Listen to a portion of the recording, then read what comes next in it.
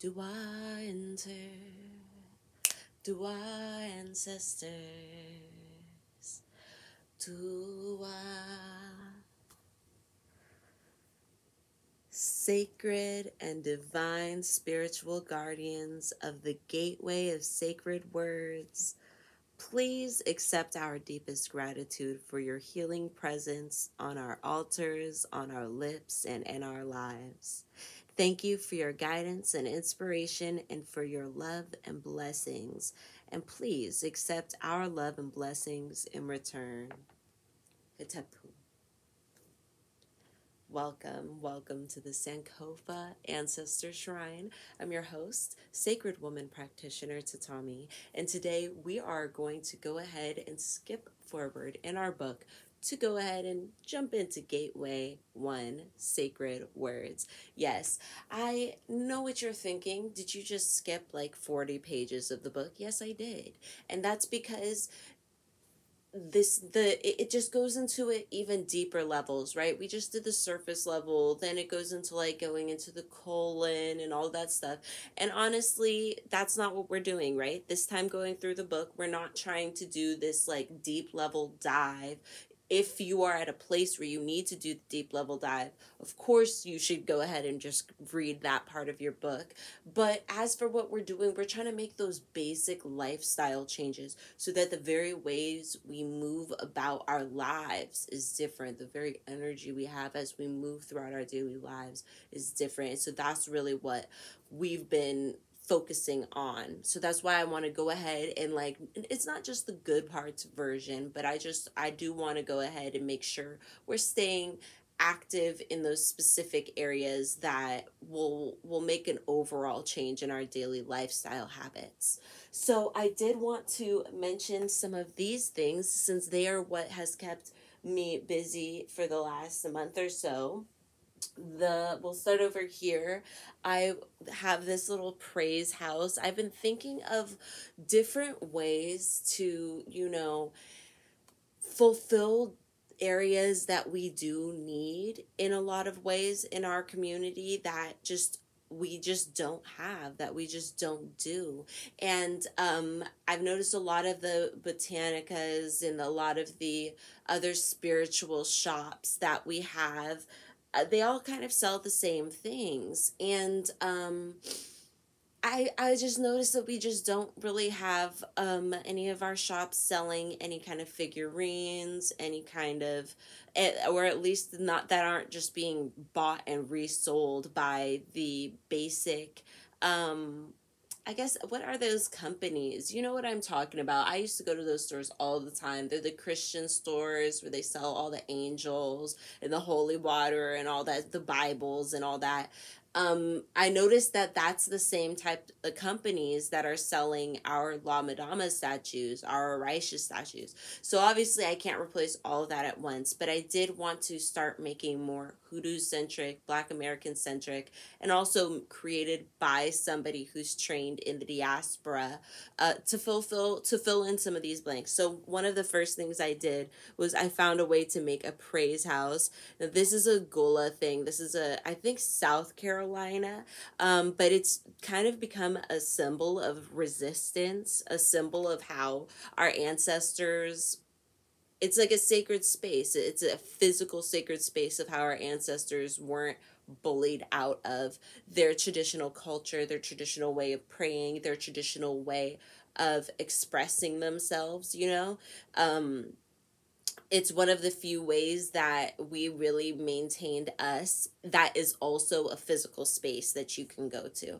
And so that's why this has really become a symbol of that resistance. So anyways, I think this one's so cute. Look at those, like the windows are clear, like you can see through them, but they're like, it's so adorable. So anyways, I hand painted those, and you put the little tea light in it and then it just flickers, and it just makes me so happy to think about, because they used to, stay in the praise house. Like usually it was in the evenings on the weekdays or the weekdays.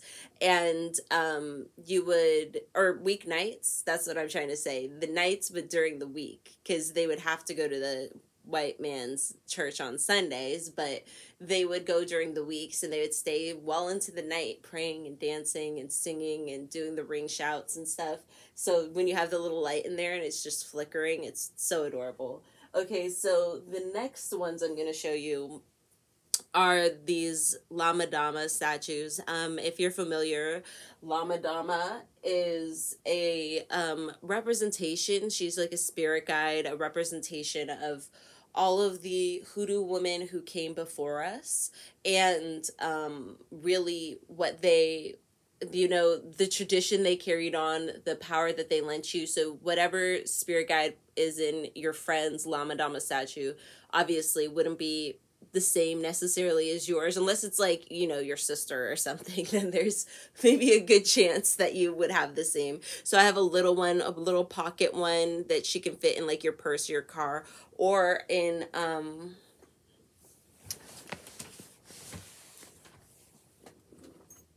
goodness, of course it all drops down, but I have my little what are they called? These are little altar bags, traveling altar bags. So she fits right in there. So cute. And then this one comes with, she's bigger, so she'd probably just sit on your altar, but she has like some abundant harvest here, her little strawberries and butterflies and flowers. And then of course we have the little black cat, because black cats are good luck. They are. Let me see, what other thing was I think the last one I would show is I have a sashaya here, and so she also fits in the little bag, and these ones are just like 3 inches tall, and so I had to, you know, get creative and find my own way to make my own molds to make these little statues. So that's really what we have here. We're reclaiming it. We're reclaiming this stuff because I don't feel like we need to necessarily so cute. I don't feel like we need to necessarily be purchasing from them. Oh, and I also did want to say, I don't think I can see them right now, but I always keep, I always put a, and of course for this one, you can see it. Okay. Some amethyst inside, some amethyst. So, yeah, these are perfect for when you're trying to pray, have a figurine with you so that you can set up your altar with it. If you'll remember, I used to only do the ugly jugs with them, and those, you know, people liked them. I would sell maybe like 2 or 3 of those, but I know that we wanted some like black feminine energy to work with, so that's why we have the Asashaya, we have the Madama, and then of these are some of my favorites. So these are half dolls, technically, is the term for them. But what I went ahead and did is, so this part is soft and you could stick, you know, pins or something in there, write a note and pin it on her.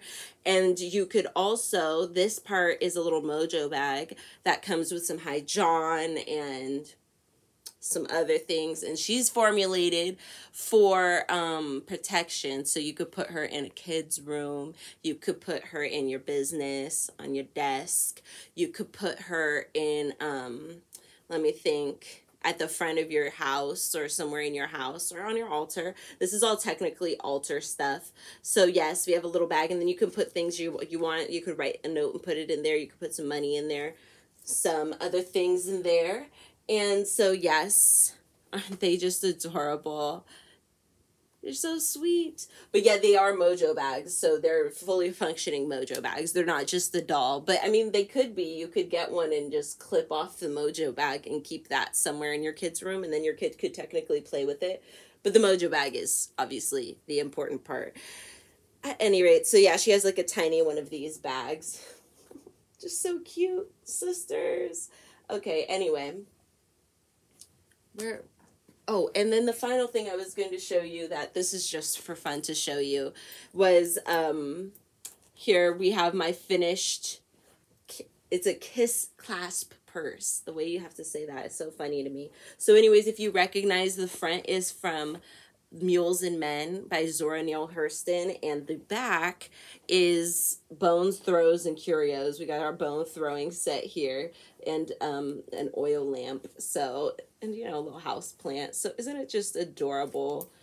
don't you just want to go somewhere? It's got really simple pockets inside, super simple, and then it also has it's gonna have a little bag inside. I'm gonna make one before I send it out, but that's just gonna be a surprise little guy.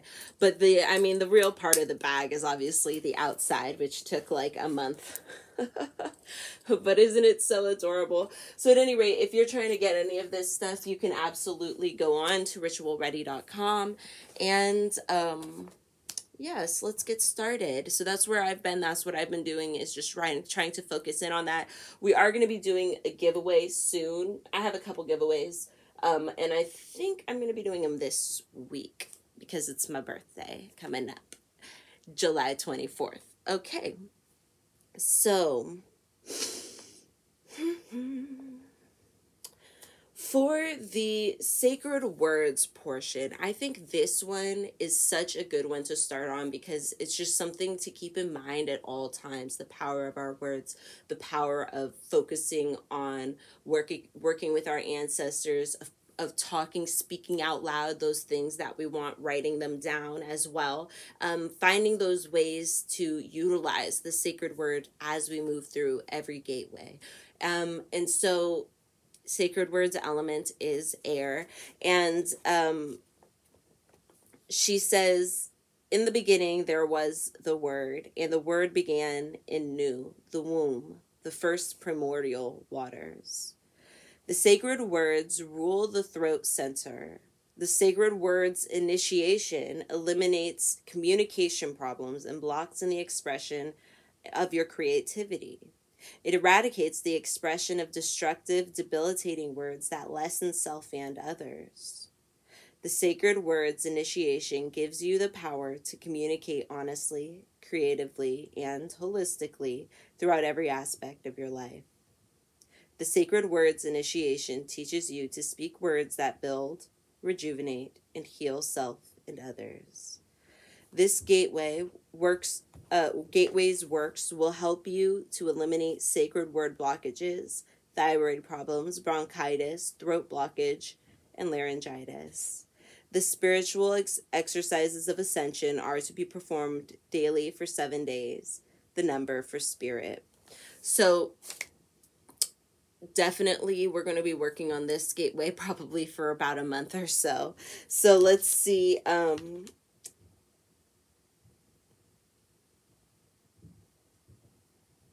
wanted to, before we move on, the essential oil here is eucalyptus, or the herb that you could use if you have straight up eucalyptus leaves, or some other way to utilize it and really get your throat open. I would also recommend getting Queen's Breath of Life if you can. It's just, I get the big one, honey, get the big one. It's just a wonderful it's like a bottle of, I want to say, mint, eucalyptus, things that just automatically, it all just opens up your nose ways, your throat, everything just opens straight up. And it's just so wonderful. I think it clears the mind, it clears the sinuses, it clears the spirit. So yeah, when I have had illnesses, I take some of it, squirt it into just a mug of water and drink it. I've just squirted it into my mouth. I've, used it before I start a ceremony. I went to an elevation of Mr. London Nelson in Santa Cruz like a month or so ago and helped facilitate that. And it was really amazing because it was just so powerful to be able to, utilize that tool from Queen all these years later. Just take it, and it was like peace, just pure readiness, ready for everything. Now, instead of going into all of these different herbal tonics and flowers and such, eucalyptus tea would be a really good one too. If you're looking for something like that, also practicing our fire breathing. And when you're breathing in, your tummy goes out. When you breathe out, your tummy goes in. Definitely working on the lungs, the airways, clearing, drinking those teas for that sort of thing is extremely helpful. But I think part of it, like that part is the easy part when it comes to sacred words, right? There isn't a lot of focus on what to do and what to say if you are struggling with the sacred words, the spoken words part of it, right? We can wax poetic in our journals all day, but when it comes to actually implementing it in everyday life, that's where I find I struggle the most, especially when it comes to me getting tired at the end of the day, me feeling frustrated, or like nobody's really listening or helping. I start to get a lot shorter. I start to get a lot snippier. I start to like be throwing things out there that I know it's like that throwing that energy out there is just gonna throw that energy right back at me, which is not gonna make it any better. But yet and still, you know, I'm saying it's a lot harder when you're in the moment to focus on that and understand that. So what I wanted to do was focus on some tools to use in the moment. The first one that I think can be really helpful that she notes in this book is visualizing the color yellow because of its positive magnetic currents, wearing some yellow so that it can remind us, you know, wrapping it on our head to facilitate that energy around our head space. If you have a yellow head wrap, that could really help. She also notes carrying a stone, of a sacred stone, in meditation. And for this, she offers aquamarine, but I would suggest using what crystals you might have in your home. That would be the closest to use towards the energy that you're trying to facilitate, right? So don't feel like you need to go out and buy anything. She also notes a mott feather meditation. So if you have time to like for the breathing and like focusing on the color yellow, you could probably do that in the moment. Just, you know, breathe, visualize, you know, something bright and yellow and sunshiny, relax for a second and then respond. But there's also, you know, actually meditating with the feather starting in the mornings, or perhaps just taking a break at some point if you can, and meditating with a feather.